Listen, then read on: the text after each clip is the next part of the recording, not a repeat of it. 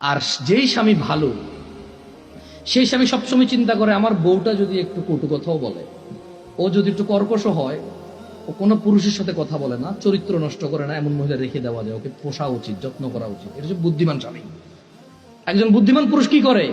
যখন ওর বউ চরিত্র ভালো থাকে, কি থাকে, যখন ওর বউর চরিত্র ভালো, মানে কোন পুরুষের সাথে কথা বলে না, কোন পুরুষের সাথে দেখা দেয় না, খালতো ভাই, মামতু ভাই, আড়াতো পাড়াতো, এসব ভাই ভাইটাই নাই, ক্লাসমেট, হ্যাঁ, এসব ভাইটাই নাই, কথা বলে না এগুলোর সাথে।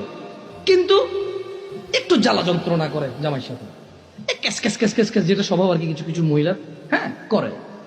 এই সারাদিন এই নাই সেই নাই, কমপ্লেন আর কমপ্লেন। কিন্তু ঘরের ভিতরে কোথায় কোথায় একজন বুদ্ধিমান পুরুষ ওই মহিলাকে রেখে দেয়।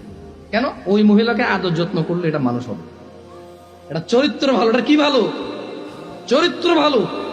ওর বিছানা ছাড়া কারো বিছানায় যায় না, ওর ঘর ছাড়া কারো ঘরে গিয়ে জামা কাপড় পরিবর্তন করে না। এটা বুদ্ধিমান পুরুষ। পুরুষের মাথা লোপ পাইছে, মানে অবৈধ সম্পর্ক করতে করতে করতে কোন বউটা ভালো কোন বউটা ভালো না এই বিবেচনা নাই। এখন রান্নার দোষ, বাপে ল্যাপ তোষক দেয় নাই সেই দোষ, এই কাঁঠালের দিনে কাঁঠাল দেয় নাই ওই দোষ। এখন বউর আর কোনো দোষ খুঁজে পায় না। এখন ল্যাপ তোষক দেয় নাই, সোফা দেয় নাই, টিভি দেয় নাই, ফ্রিজ দেয় নাই, আমের দিনে আম দেয় নাই, জামের দিনে জাম দেয় নাই, শীতকালে ওই যে কি কয়টার দাওয়াত খাওয়াই নাই, তোর ভাইয়ের পোলার মুসলমানই হয়েছে, আমার এখান থেকে 15 জন খাওয়াই নাই, তোর ভাইয়ের বিয়ে হয়েছে, আমার মাত্র 4 জনের দাওয়াত দিয়েছে, 10 জনের দেয় নাই। এখন বউর কোনো দোষ নাই, এখন এই দোষ দিয়ে শুরু করে দিছে। জাহেল পুরুষ।